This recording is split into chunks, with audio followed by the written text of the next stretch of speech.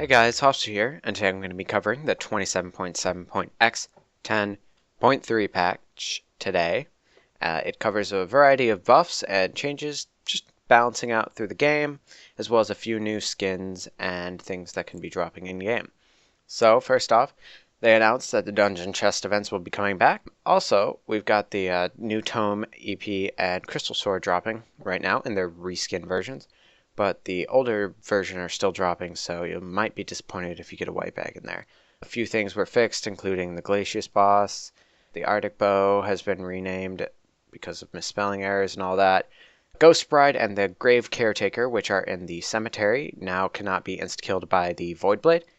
As they could before, you would just stack up a bunch of shots and then they would spawn and die instantly, leaving everyone sad because they could not get their loot.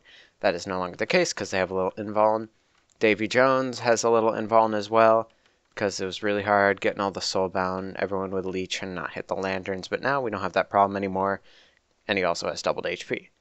So for the katanas, they do a little more average damage per tier, so you're looking at the tier 12 doing 135 to 180 instead of 140 to 160. The velocity of the shot is increased by 10, and their lifetime is increased by 15 milliseconds. So that's to accompany for the extra range that they've been given of a 0.55, so bringing it up to 4.75 tiles. They still pierce, which is good. The Doku got a slight nerf. As you can see, I'm killing a few gods with it here. They lowered the average damage by 5 and the rate of fire by 5.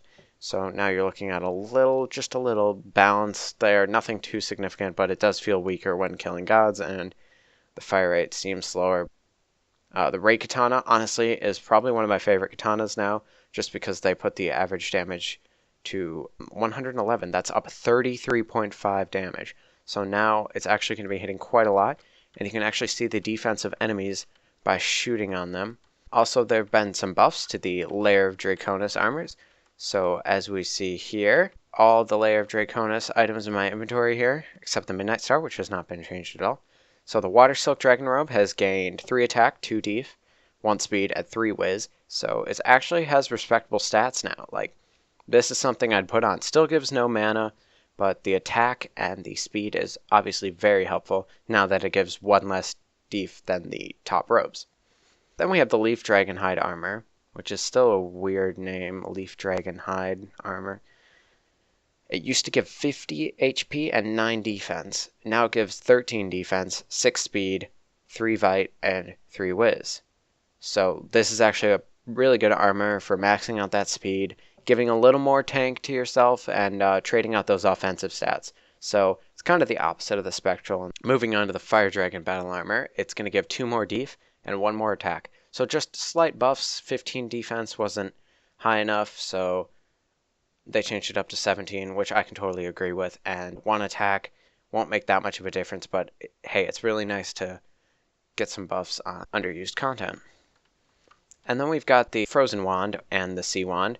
Got a 2.5 average damage increase and a 10% increase rate of fire. So now they shoot at a 110% rate. Also, the Annoying Firecracker Katana has been renamed to the Sullen Blade. It's given a 0.55 increase to its range, bringing it up to 3.75. It also has a +5 speed added to the shots, and 29 milliseconds of life to that. 20 average damage added to it, and the arc is from a 30 degree to a 20 degree arc now. So it shoots somewhat like this. It's pretty useless still, but it's a little better than it was before. Alright, and now at the Archer. We have slight buffs increased to the bow, so they're just going to make the arc a lot smaller for the triple shot bows here. So as you can see before, it was more spread out, but now it's nice and comes out in an arc of 8 instead of 11.25. So it's quite a narrow gap. You get a lot higher of a true range, which means the range that you have to get all the damage out of it. And then moving on to the Leaf Bow, they did a little change there. They added some rate of fire and a little damage to it, as well as it gives 2 speed. So I tested out in the Godlands here, and it's still not that useful, but it does have pretty good DPS. So that'll be all for the buffs. That's all for the patch notes. Stay tuned. There's a few new skins coming soon, and good luck hunting those reskins.